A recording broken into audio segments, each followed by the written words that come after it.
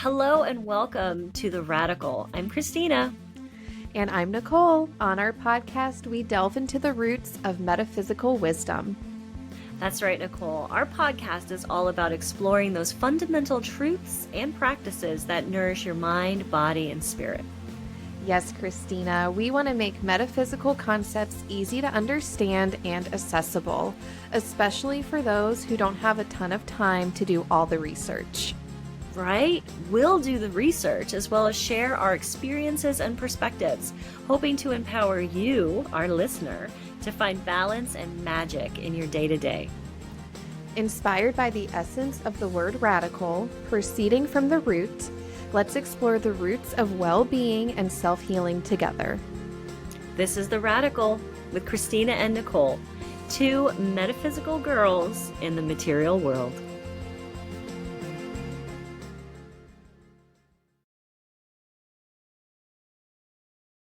Hello, welcome to the Radical Podcast. This is Christina. And I'm Nicole. Today we're talking about the first sign in the astrological year, Aries. By the time you're listening to this podcast, listeners, we will be at the spring solstice. I don't know what the release date is for this podcast, but hopefully you're listening to it at this wonderful time of year because it is also the astrological new year.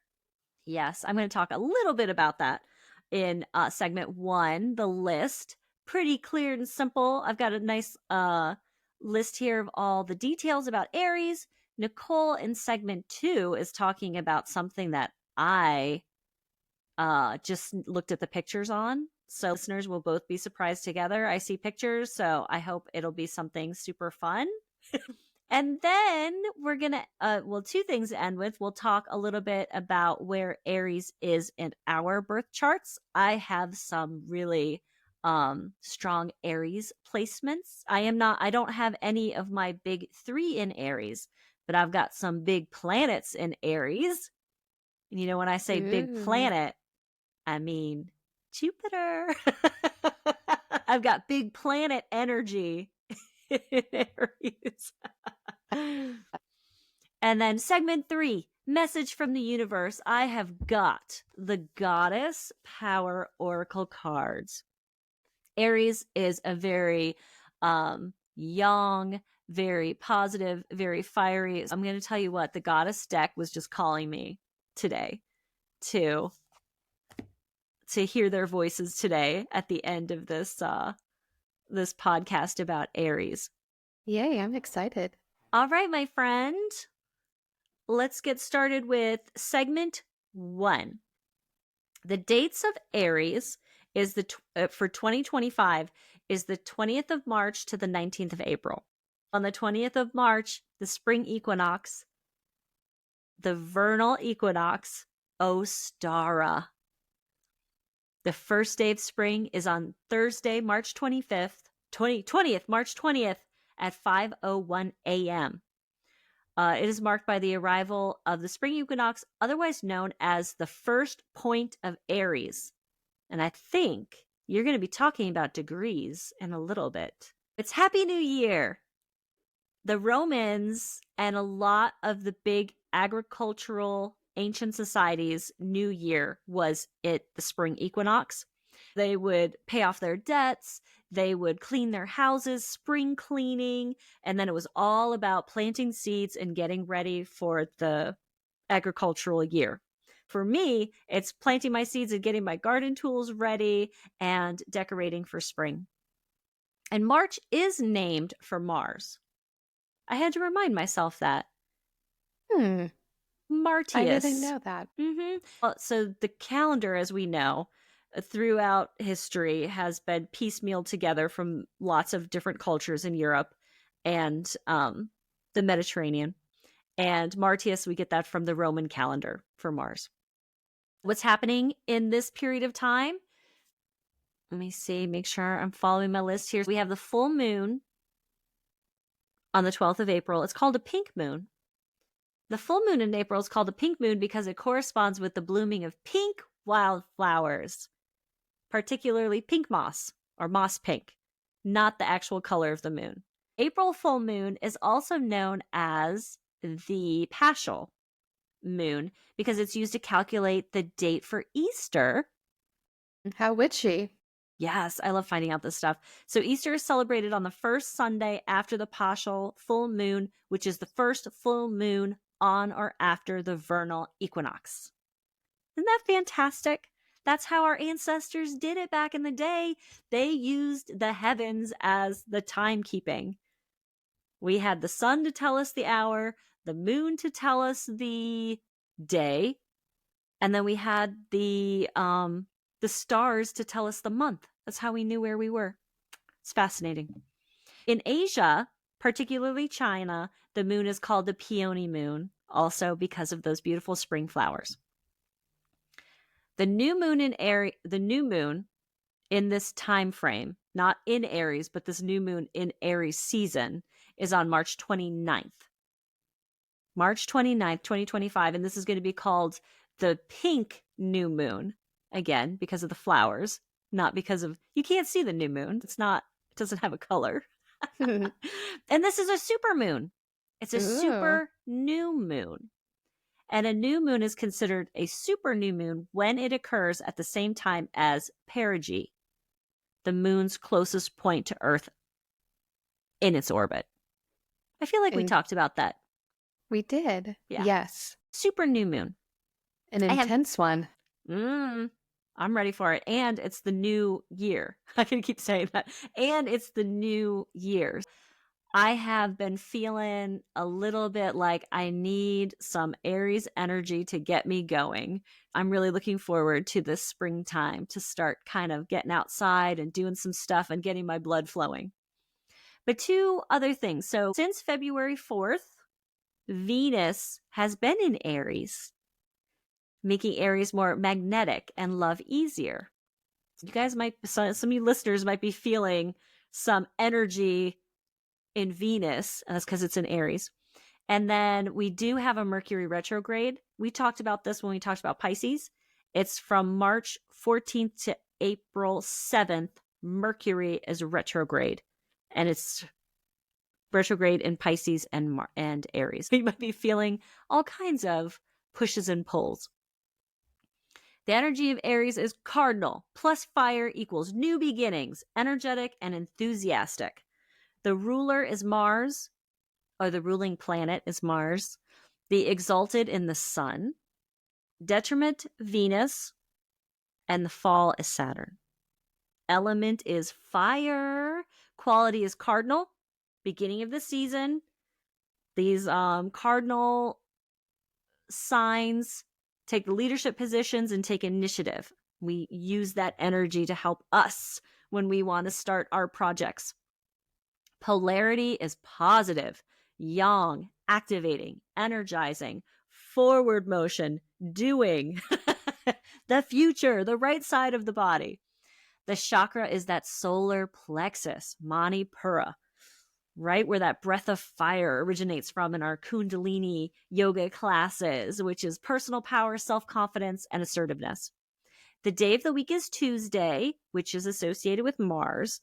Many spiritual traditions consider Tuesday the day of action, energy, and courage. It could be a good day to help initiate new projects, take decisive actions, tap into personal strength, willpower. If you are planning an intention bowl or you're going to be doing some projects, think about starting it on a Tuesday to Tuesday, or something like that, and kind of see if we can gather in that positive energy. The number 9 is associated with Aries because it's associated with the planet Mars. It's a completion. 9 is the sign of a complete cycle. Therefore, it is the sign of a new cycle. That works right in with it being at the spring equinox, new year, but also understanding and the ability to embrace change. Body parts. So now we're going to think about that, the head of the ram, right? So it is the head, skull, face, eyes, and adrenal glands. Makes sense. Color is red because of the planet Mars. Metal is iron. In a spiritual context, iron is interpreted as a symbol of strength, fortitude, perseverance, and unwavering resolve. I think it's got physical durability and a resistance to bending, and we have that concept of iron will. Symbolism. The Aries constellation is the ram, and this gives us the first meaning of the sign, fertility. The ram is a symbol of virility and the renewal of life force, which I'm not going to go down the mythology rabbit hole, but there is so much dealing with this time of year in springtime having to do with our ancestors and agriculture and animal husbandry. The earth being the yin and the sun and external forces being the yang, and them coming together and creating life. There's a lot of beautiful mythology about that, lots of deities of this time of year. I had a lot of fun reading about it, but I'm not going to say anymore. I'm going to save it for the season of mythology. The glyph is a V. You see it in the little purple box with a V with the little ends turned down, and it looks just like a ram's head with the horns. And the head and horns of a ram. That's the glyph.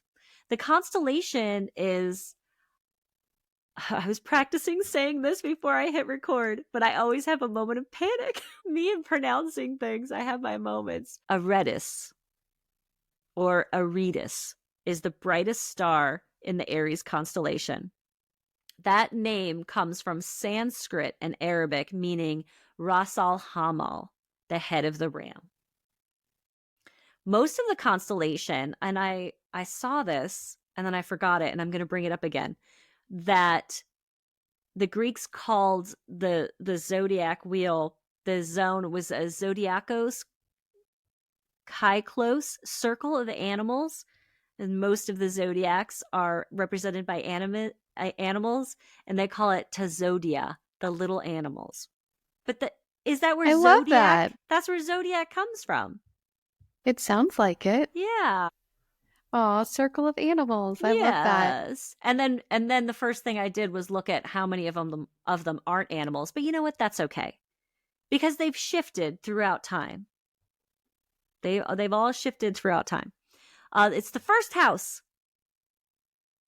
Individuality and self-image. That's what Aries rules over. Now, the virtues of Aries. Natural leaders, self-assured, optimistic, direct, energetic, active, generous, daring, know how to defend themselves. Which makes me think of Harry Potter, for any Harry Potter fans out there. I was always a huge fan of Hagrid because he was always the caretaker of all the animals. And he had such a nice way of describing dangerous animals as, yes, they know how to take care of themselves. Do you remember that? That he was like, yeah, they can look after themselves, but they still need love. That was like Hagrid when he had his little pet dragon and his little, yeah. So, Aries, they can look after themselves. They're brave, sociable, and flirtatious. That's that springtime energy, too. Flaws. This is when the Aries energy is low or unbalanced. Hot-tempered, impulsive, lack of self-control, a bit bossy, don't like taking orders, insensitive, whiny, risk too much, self-centered, materialistic, and have little patience. And that is just Stubborn. gotta balance that energy out. Gotta balance that energy out. The tarot cards. Okay. Tarot cards for, I keep wanting to say Mars because I've been thinking about Mars a lot, but it's Aries, is the Emperor, is the card in the major arcana for Aries. If you have any classic decks, there is almost always a ram's head somewhere depicted in that card for the symbology of the Emperor tied to Mercury. It can be called the Emperor, the Grandfather, the Protector, Stability, and the Father. But essentially, this card comes with the Empress, which is the next one, which really embody the yang and the yin. That is the energy of the protector and the energy of that yang. You went to get a deck of cards, didn't you? You did. I can see them in your hand. The Emperor, again, has a lot of different interpretations. The biggest one for me, when the Emperor, I went through a period of time where I was always pulling the Emperor card. And for me personally, it had to do with boundaries, setting boundaries and maintaining boundaries. Because that energy of the Emperor, that energy of the Yang is a protective energy, and it wants you to be protected. What does it say? Command. Command. Yeah, in my Medicine Woman tarot deck, the Emperor is an elder sitting with his pipe at a fire, and the word is command. I like boundaries, though, too. Yeah. I think about that with the Emperor.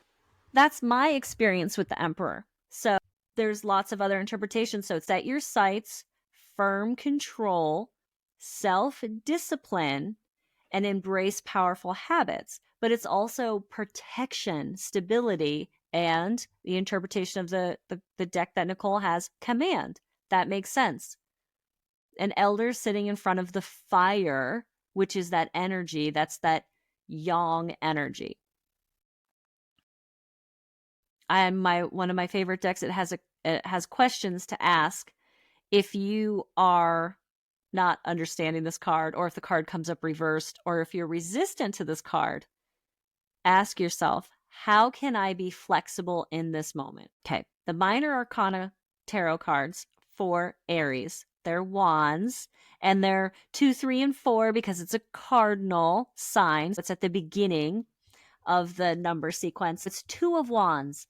That is Mars and Aries. Very powerful card for Aries and for Aries energy. Determination, direction, progress, looking ahead, making decisions, leaving home, and planning. I love a plan. The question to ask yourself, how can I take one small step? Ooh. Yeah. The 3 of Wands is Sun in Aries, and this has to do with looking or observing. Almost always, like in one of my, I think in the Wild Unknown, it's like a dream catcher. It's about looking and envisioning or seeing ahead, and it has determination. Envisioning the future, ritual, preparation, travel, and I like this one, like time to cast your lot and make your mark. This one, to me, Sun in Aries, has a lot to do with plotting and envisioning. And the question to ask yourself is, how can I support my intention? And the 4 of Wands, Venus in Aries. This one, one of the biggest ones that comes up with this is it's 4, and it's 4 pillars of a tent. And what's happening in that tent? Revelry. It's a celebration. It's harmony. Enjoy the journey. But the other big thing with this is mark this moment.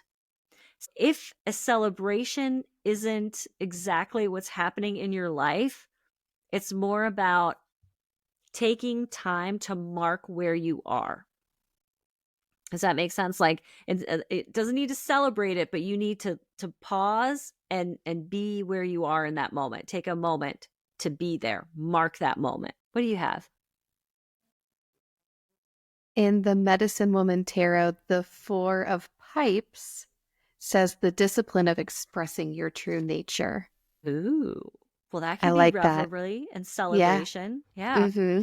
And I was talking about marking this moment. The 4 of Wands could mean that. And the question to ask is, how can I make space for gratitude?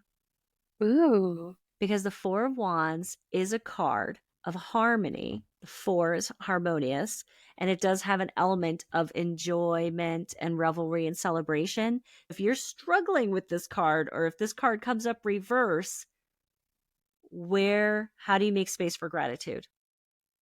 What do you need to be grateful for?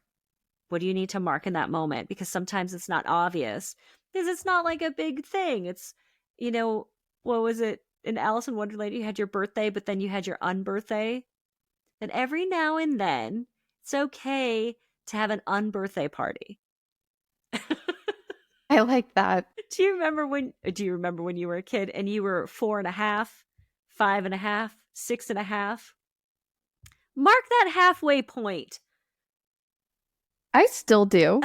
As a 38-and-a-half-year-old, I still do. Yeah. We don't need to have a big reason to celebrate or to pause and be grateful. That card is telling us to pause and be grateful. I like that. I don't think I missed it. I went quick through my list. I was very enthusiastic and energetic. Much like Aries. Oh, I want to say Aries, the title is A Real Woman Makes Her Own Luck, because Nicole and I were chatting about, we're writing down the names and what podcast we're going to do next. And we were talking about luck previously, because a podcast or two before this one, it's a springtime, and it is just the season when it feels like luck is in the air.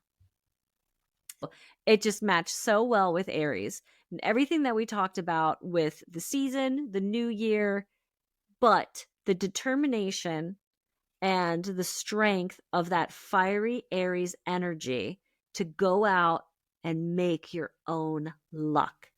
That is the theme of Aries. That is that Mars energy. That's that fire energy, that springtime energy, that cardinal energy. I'm excited for the spring.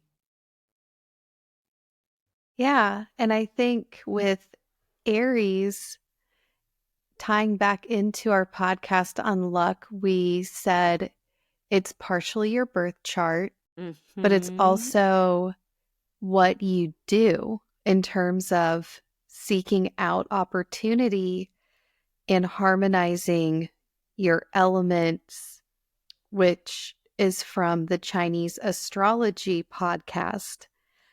But Aries brings in that notion really nicely of what are we doing in our life to create opportunities and luck.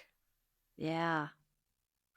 Well, we're coming out of Pisces season, and that is the final sign. So that's the culmination of the year. That's the end of the year. That's a very watery, introspective, journaling time. So maybe I'm ready for some movement and some sun and some like gardening time. I need some fire. I need to get my blood moving. But yeah, a real woman makes her own luck. All right, that's my list. I love it. Thank you for your list. I went down a couple different rabbit holes. All right. My first one, degree theory in astrology. All right. Degree theory. I'm trying to boost myself up with some Aries energy. It's a lot. I'm like looking at my notes. I'm like, wow, I bit off quite a big bite for this podcast. I don't know if we mentioned it before, but every now and then, like we discussed it, that our job description is to not know. That's why we're doing this podcast, is that we always want to be learning. We always want to be growing. But every now and then, I really like it when we do a podcast that I consider, in quotation marks, easy. Like I'm just making a list about something that I already know. The opposite of my energetic Aries list is this deep stuff that Nicole is about to introduce us to. We still need that energy and that enthusiasm and that fire to learn this new information. Yes. You got this. Degree theory in astrology takes into account the specific degree of a placement in the zodiac wheel, and it derives additional meaning and interpretations based on that degree. I read you can even go deeper and look at the degree and the minute. That is beyond the scope of today's podcast. No minutes today. What I've learned is astrology just keeps getting deeper and deeper.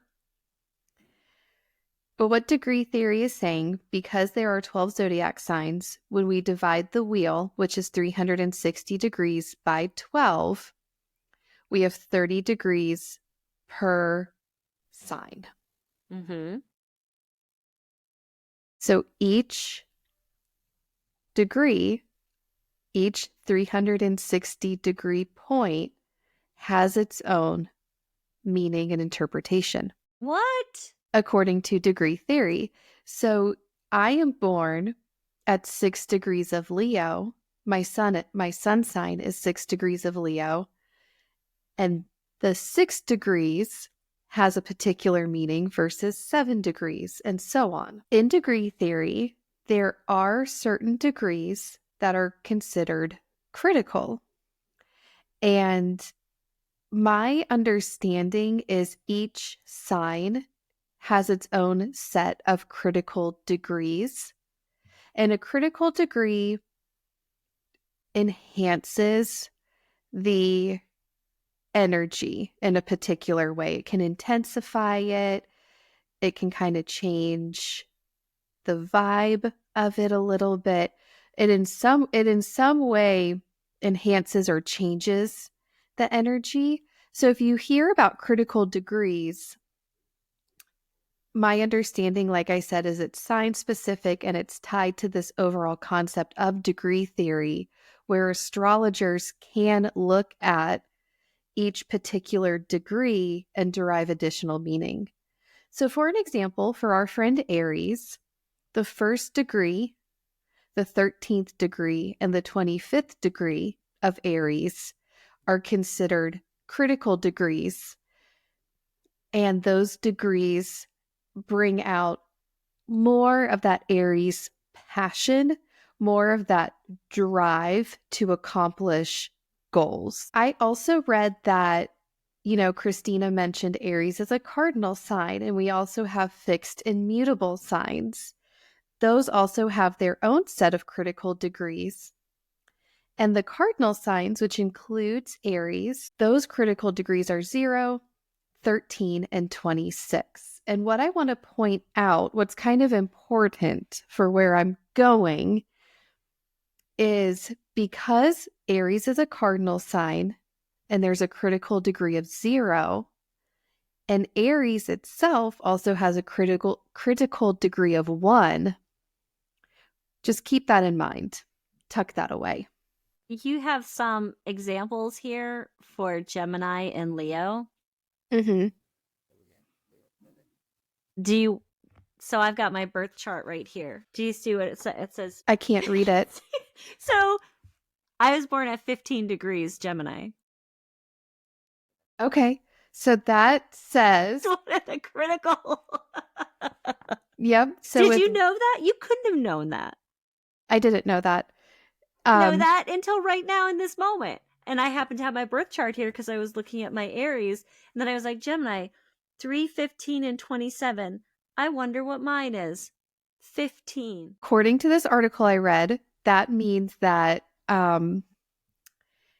it just says these degrees are extra curious and chatty.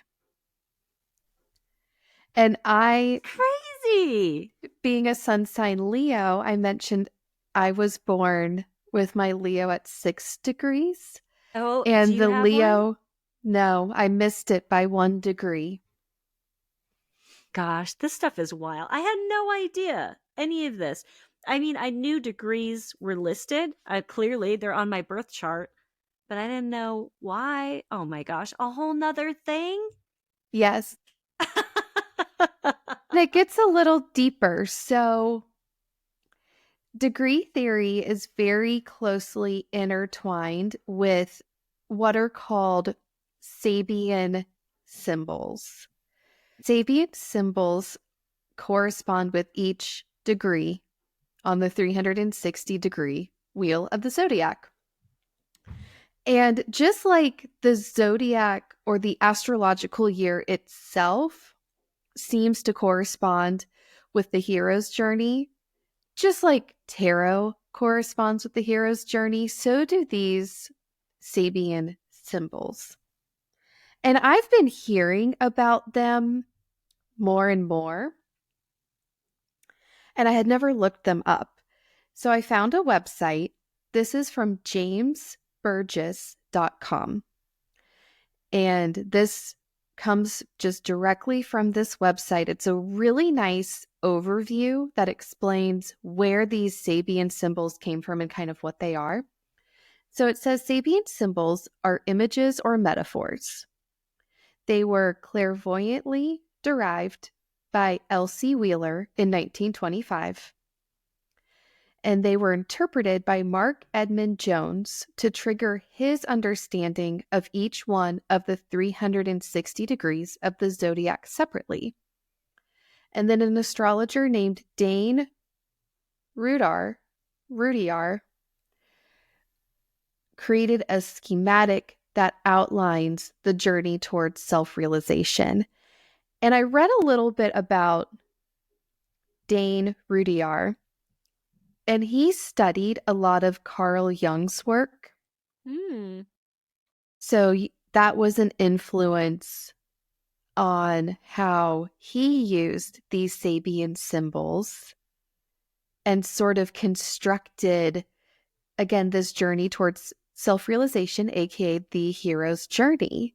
And from my reading, what's really interesting is Elsie Wheeler was not an astrologer. She just sort of channeled these images, and it was Mark Edmund Jones that used them to deepen his understanding of each degree of the zodiac. Wow. There's a website, sabian-calculator.com.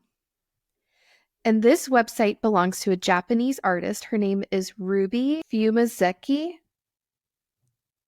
She created a Sabian symbols calculator. You can go to this website and put in your birth information exactly like you would to generate a natal chart, and it will generate your Sabian symbols for your birth chart. Wow. Technology, man. I love it. So this is just out there, this art and this calculator that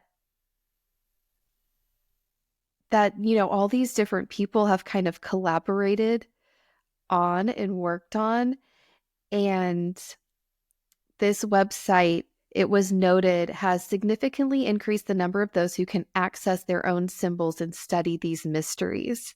So there is this tone with Sabian symbols that the people who have worked to create them and interpret them really want this information out there for all of us to have and to view and to look at and ponder and deeper our own understanding and our own path. So definitely go to sabian-calculator.com and Wow. and get curious. Look at the images for the different degrees in your birth chart. Wow. So now back to Aries. And I did include that for a reason. Not just to blow my mind. There are 2 planets over the next year or so, Saturn and Neptune, moving into Aries.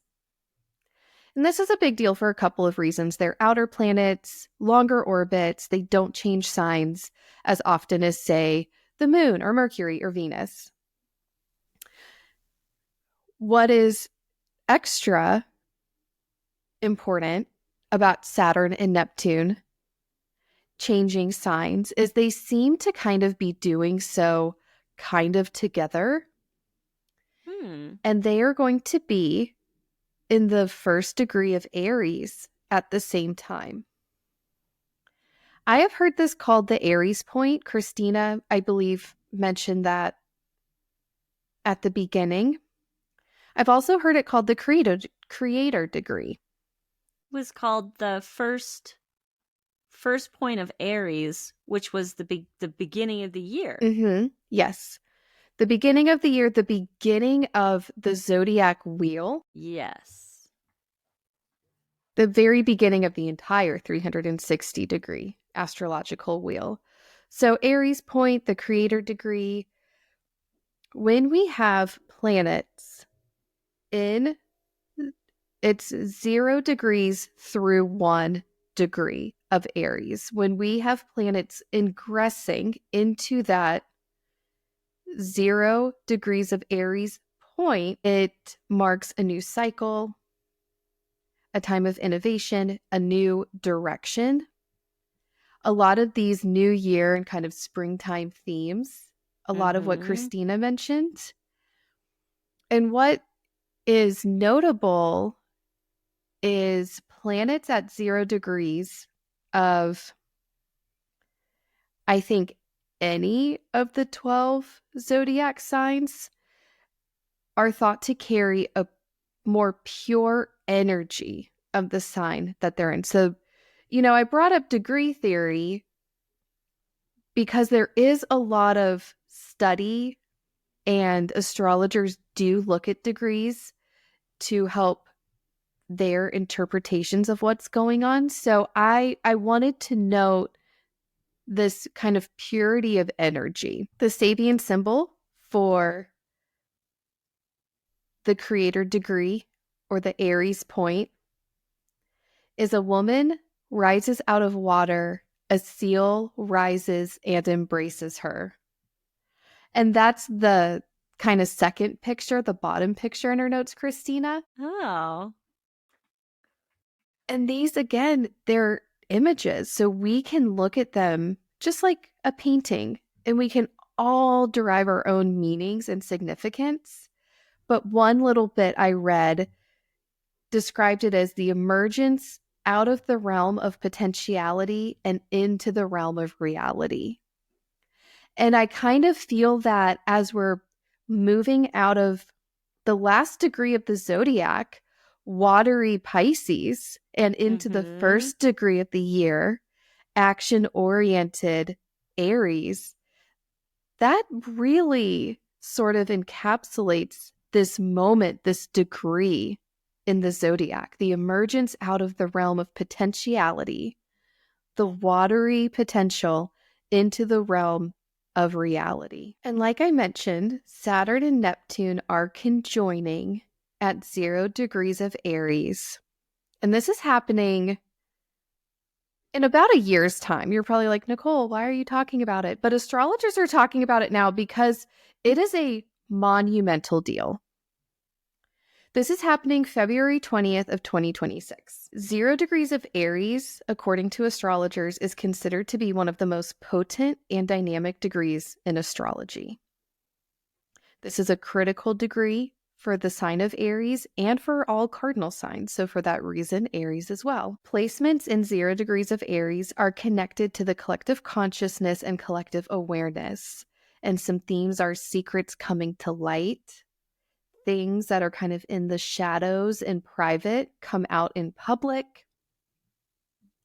And there is strong initiation energy, new beginnings, new directions, innovations. And because, the reason astrologers are already talking about it, and the reason it's so monumental, is this is the first time since 1703 that Saturn and Neptune are meeting in Aries. But even bigger than that, it's been at least 10,000 years, if not 12,000 years, since Saturn and Neptune have conjoined at 0 degrees of Aries specifically. Mm. And the fact that it's 0 degrees and all the meaning tied to that Aries point is why astrologers are already talking about this. Big things are going to be happening in about a year. My gosh. So if you are part of the generation born when I was born, Neptune was in Capricorn.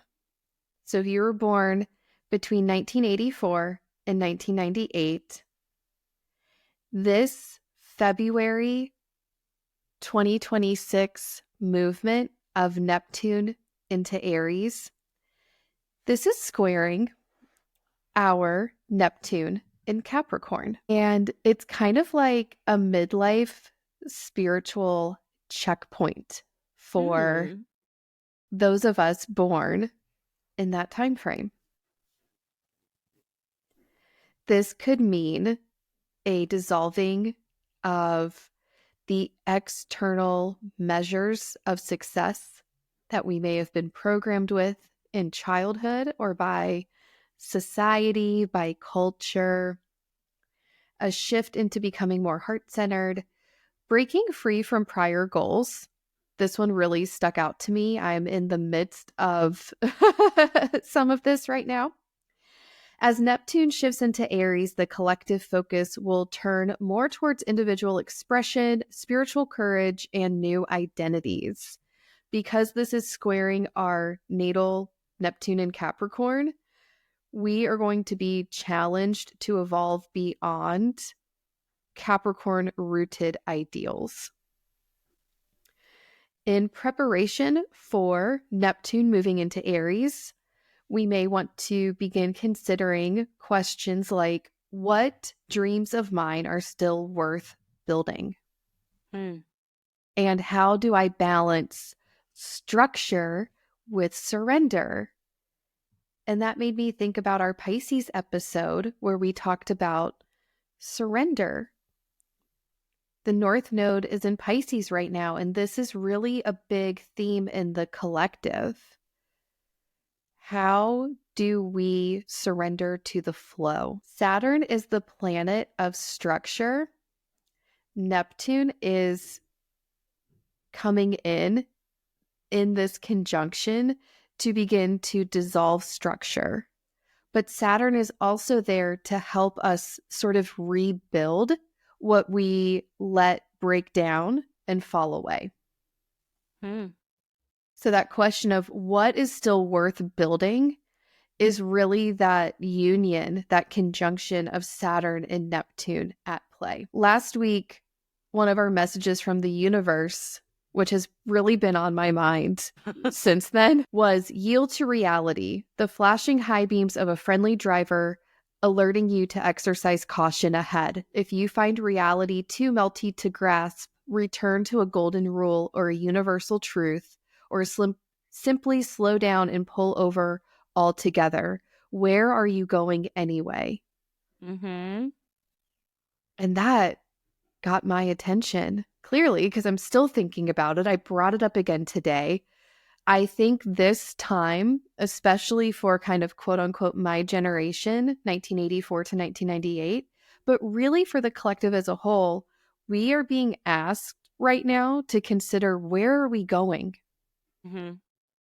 That end point we have in mind, is that really the destination that we're meant to pursue? And I was kind of telling Christina this before we hit record, but to me, what it's really starting to feel like is 2025 is a year of getting prepared to really spend time deeply considering where we are going. Where do we think we're going? And is that the correct, like I said, is that the correct destination for you still? Who says, and says what? What are we basing that on? Are we completely sure? If we completely surrender these ideas, what emerges in its place? what else becomes possible? Mm-hmm. And I really, truly feel this is exactly where I'm at in my midlife spiritual checkpoint. Yeah. So there is an element of letting things dissolve, letting things crumble. And like I said, we have the energy of Saturn to consider. Saturn is, I think, of structure. It's interesting to note, though, like Christina mentioned earlier, Saturn is in its fall in Aries. So planets Mm-hmm. tend to struggle to express their energy fully or effectively when they're in a fall placement. So things that we let crumble and fall away, it may be a slow rebuilding. Saturn is sort of challenged in Aries. So remembering to be slow and steady, we're letting things go, but the things that are coming in to replace what we've let go of, we need to be patient, resilient, and let things kind of come back together in their own timing. In the meantime, and sort of in lieu of external structures and frameworks, we need to become more heart-centered, relying on our inner senses of structure in place of maybe visible, tangible structure.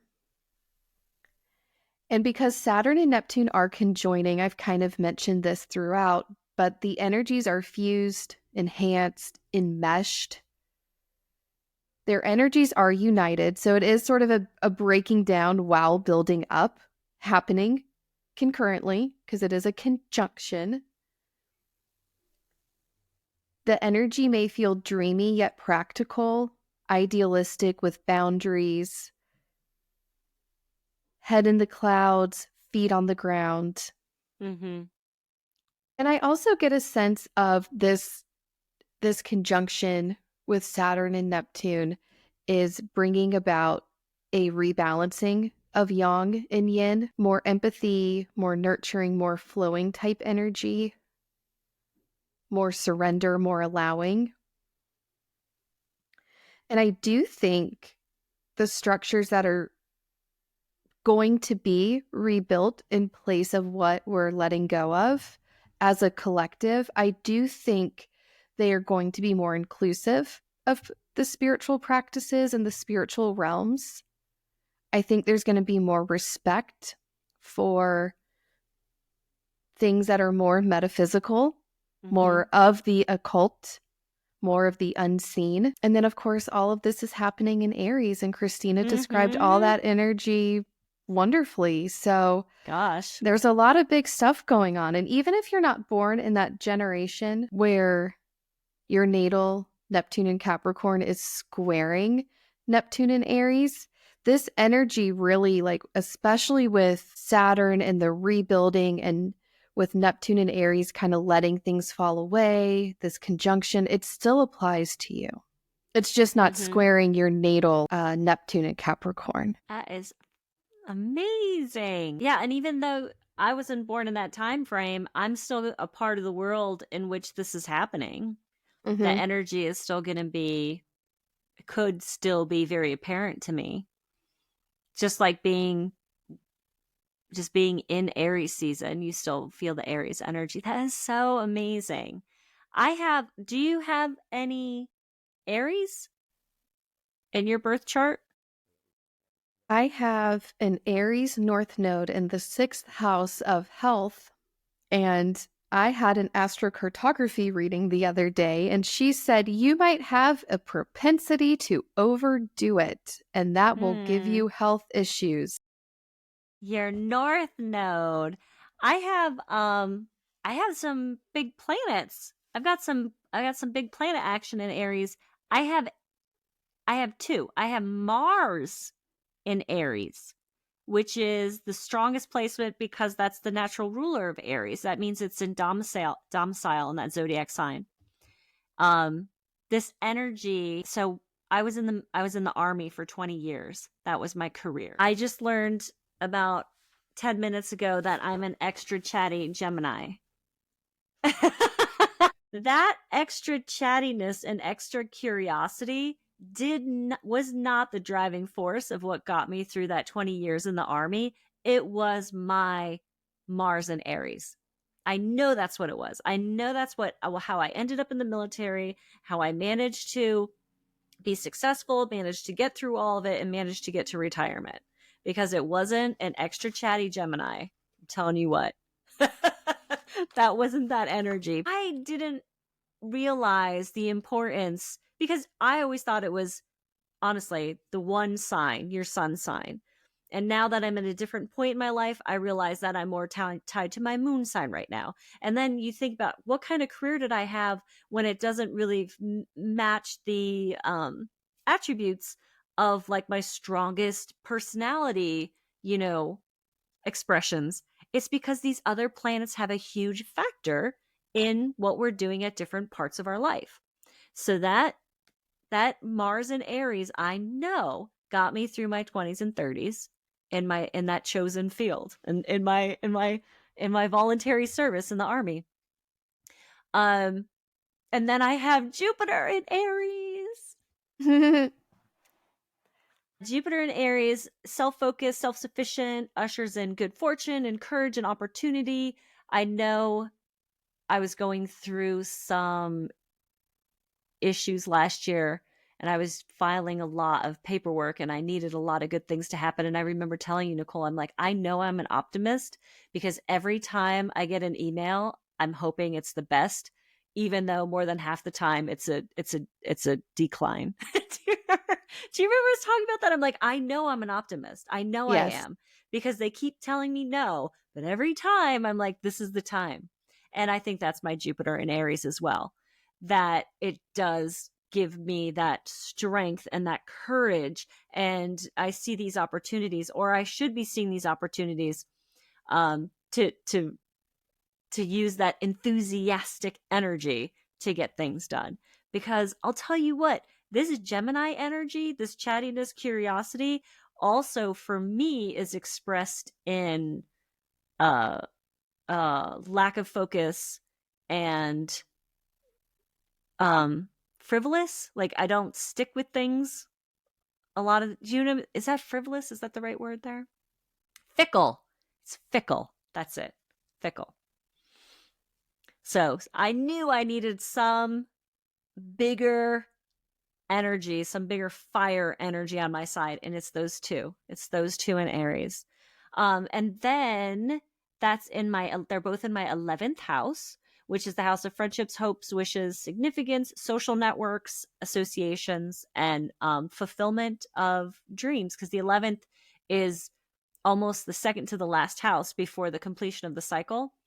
So I'm still drawing on that energy now. Even though my career days are over, I'm still knowing that Mars and that Jupiter in Aries, I can tap into that enthusiasm whenever I need it. I like it. Yeah. I remember discovering that when we first started talking about doing this podcast. And I was like, I have a big placement in Aries. I like it. Um, are we ready for the message from the universe? I feel extra ready today. I So, know. yes. We had a lot of information coming at I had a lot of information coming at me. Nicole had a lot of information coming at her, and listeners, we can't imagine how much information you've had coming at you. So let us take a few moments to speak with the goddesses. I have two cards. You choose A or B. Card A is Yi, the sun. The empowerment message is: when you shine your light into the world, you will attract various people and experiences that match your challenge, your commitment to being empowered. Right now, you are receiving information to know which choice to make, which opportunity to take, and which person to trust. The Aboriginal Australian sun goddess Yi illuminates your path with her rays and brings clarity as she shows you what you need to know. A bright light also attracts a lot of bugs. So know that you may also attract those who see themselves smaller as a result of your empowerment. This is conditioning that needs to be healed in many people in the world.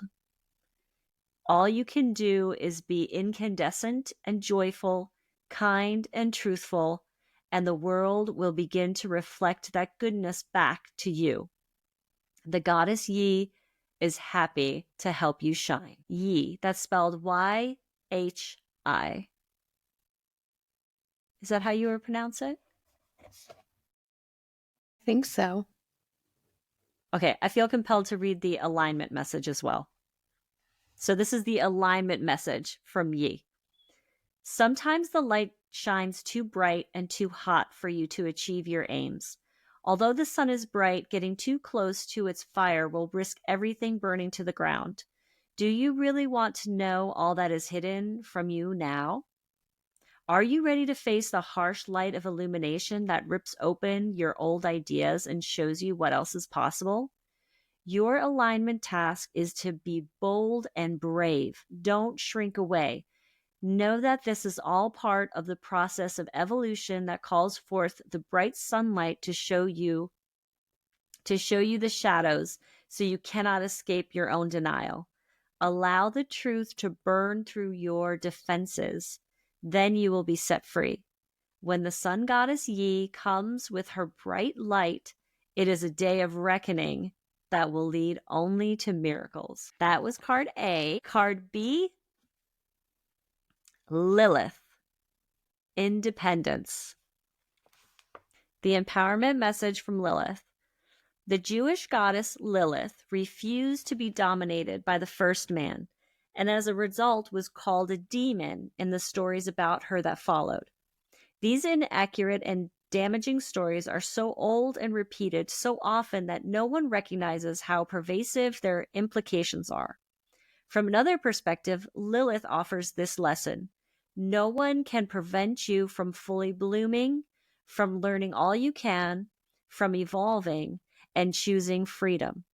Only your conditioned thinking can do that. Be proud, be accountable, claim your power, and hold it wisely.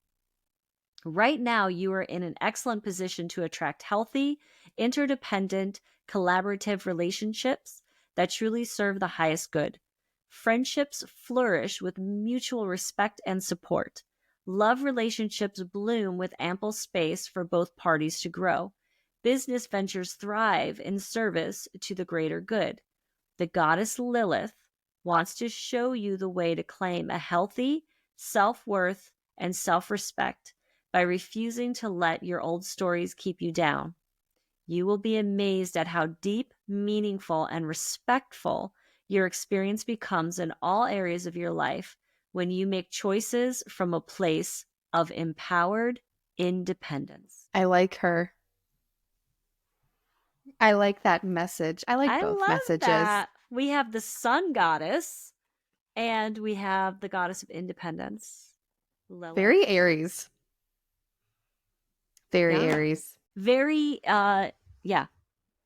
Well, listeners, Aries, a real woman makes her own luck. Now we know why the springtime is the season to seize it. And we'll be back next week talking about eclipses because we are getting ready to enter into eclipse season. So we are going to get all prepared, give you the, is it down low or download? Oh, I think it could be either. Like down low means that it's kind of like a secret. Like we have a secret meeting place that we only want other people to know, so we keep it on the down low. But when you and I see each other for the first time after a week, we give each other a download of like, this is everything that happened to me in the past 5 days. So it could be either or. Thank you, listeners. Be good to each other out there. We love you. Bye. Take care.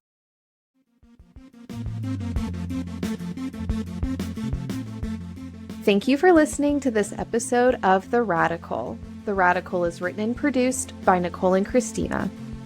Listener questions can be emailed to us at theradicalpodnc@gmail.com. Our Instagram is theradicalpod. Music by Van Horton. His Instagram is Van Horton Music.